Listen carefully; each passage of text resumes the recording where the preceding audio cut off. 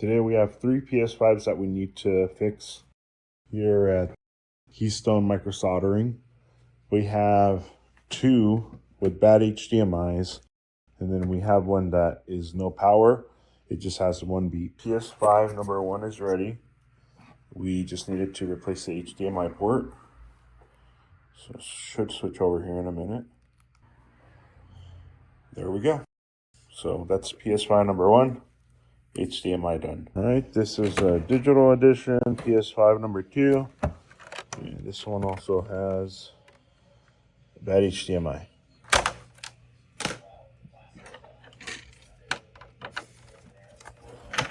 I do about, I don't know, I'd say maybe 15 to 20 PlayStation 5s a month. And so I basically already have a complete routine for these.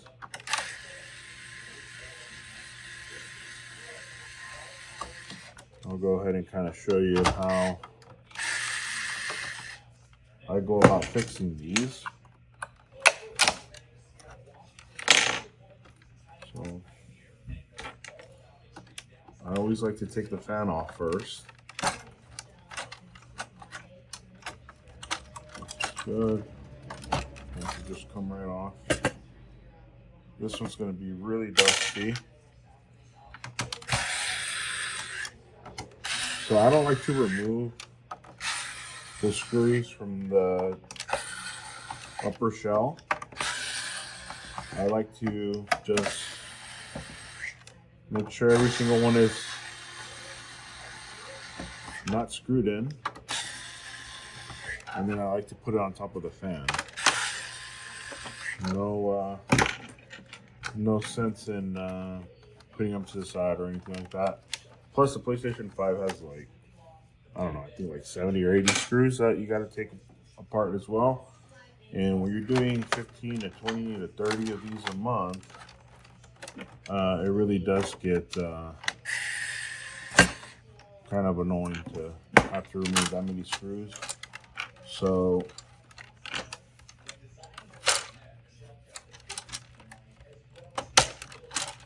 there we go. So I just put this here, and I don't have to worry about the screws. Yeah, so I'm going to go outside with the blower, and I'm going to get that all cleaned out. All right, so that was quick and easy. Use my little blower here. And now we have to plug the LED light that's here, the power button that's right here. We got to remove the Wi-Fi antennas. On some models, you have 4 wires here. This is the probably revision 2 of the PS5, so it's only got 2 wires for the Wi-Fi and the controller. So now we got to remove all of these screws here. And what I like to do is I like to remove these screws, and I like to lay them on top of this aluminum shroud here.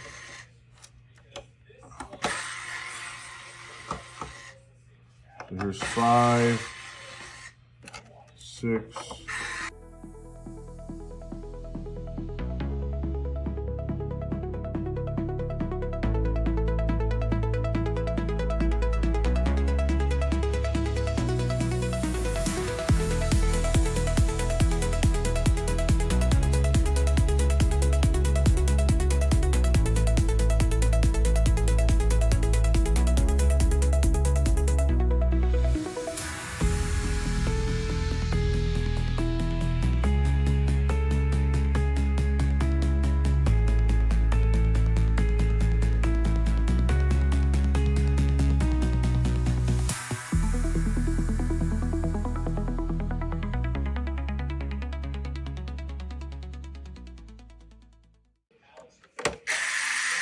All right, so I counted 43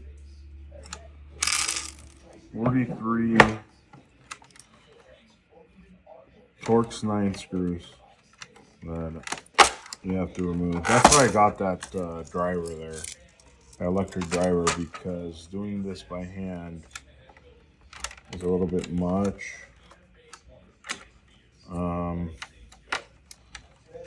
But all right, let me remove this heatsink clamp. We'll take a look at the condition of the liquid metal. So this is one of the issues with the liquid metal. Is you see that spot right there where it's completely missing that liquid metal? And that's a problem. I mean, I wouldn't say it's totally anti-consumer, but at the same time, how do you expect somebody to take apart a PS5 just to reapply liquid metal? And liquid metal is extremely conductive, so you don't, somebody that's never worked on electronics to, expect them to maintenance this is kind of ridiculous. But here we are. Most of the time, when your PS5 is overheating, it's because this liquid metal evaporated. You literally have to clean it with alcohol because it'll create a black sludge whenever you start to scrape this or clean this off with Q-tip without alcohol. Both on the die and on the actual heatsink itself, you have to clean them off with alcohol. But what we're gonna do right now is we're gonna replace this HDMI. And then we'll go ahead and clean the APU, and we'll clean the heatsink, and then we'll test it to see if we were able to get it fixed. So before I get started on the PS5 repair, the reason why I try to do these as fast as possible is because, like I said, I do about 15 to 20 HDMIs, or sometimes even, I would say 15 to 20 PS5s per month. And so you can see this cup here is full of HDMIs from PS5. I would say about 90% PlayStation 5 and about 10% Xbox Series X. So I'll kind of go over with you guys how I go about repairing these PS5s. I've kind of just decided to stick with the hot swap method.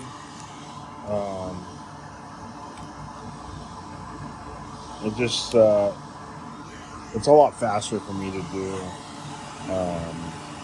If you're barely starting, you don't want to do that. But I went ahead and added some flux there. And what we're gonna want to do is we're gonna go get our heat gun here.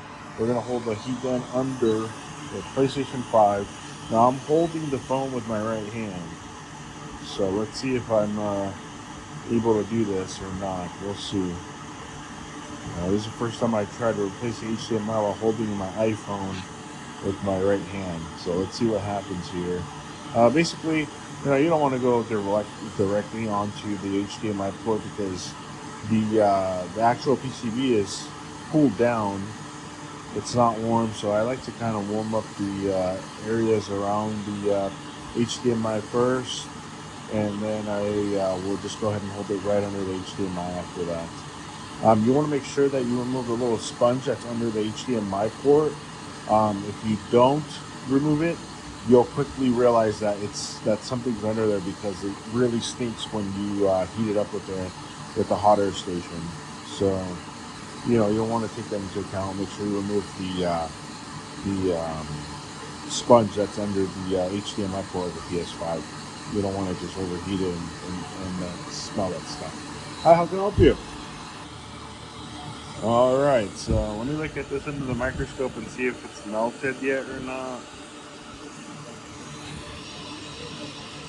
I don't know how I'm going to be able to do this with one hand. Let's see.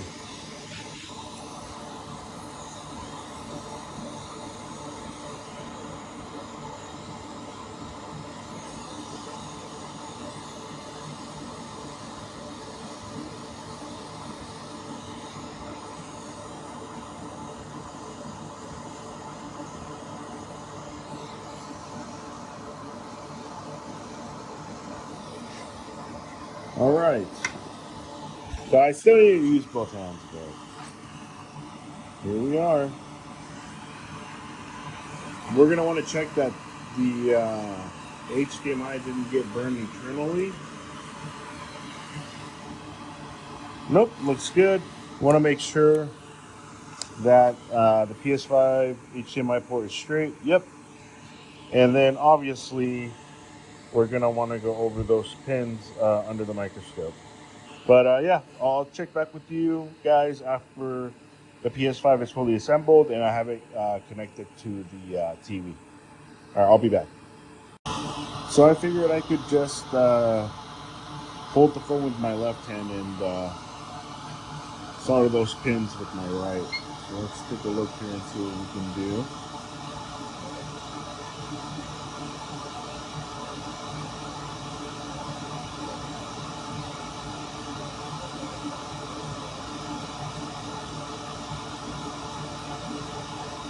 All right, perfect.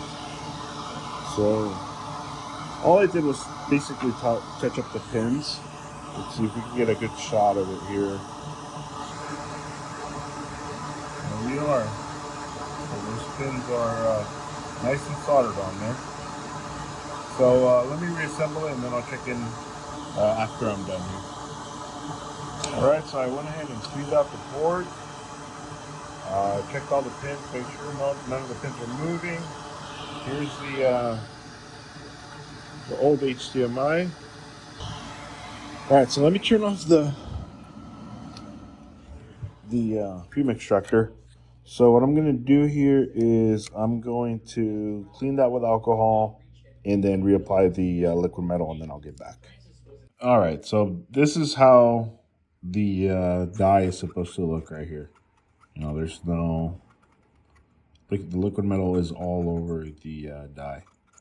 So here we go. See how that looks black right there? That's going to be what you have to remove now. I soaked the Q-tip in 99% alcohol. If we try to do this without alcohol, it kind of starts to harden, and you don't want that. Okay, so this is how you want it to look, and then you'll want to clean up the edges here. You want to make sure that you, again, use alcohol or else it's just going to spread everywhere unevenly. The reason why I'm able to move the liquid metal is because the Q-tip has alcohol.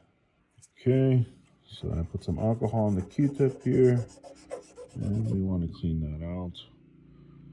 I don't see any liquid metal anywhere else, so we should be good to go.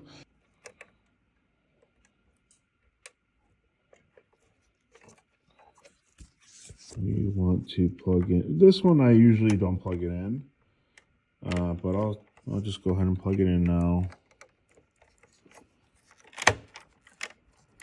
Okay, that's on there good. Board's on here good. I'm going to go ahead and put the X clamp on. All right. Let's take this guy.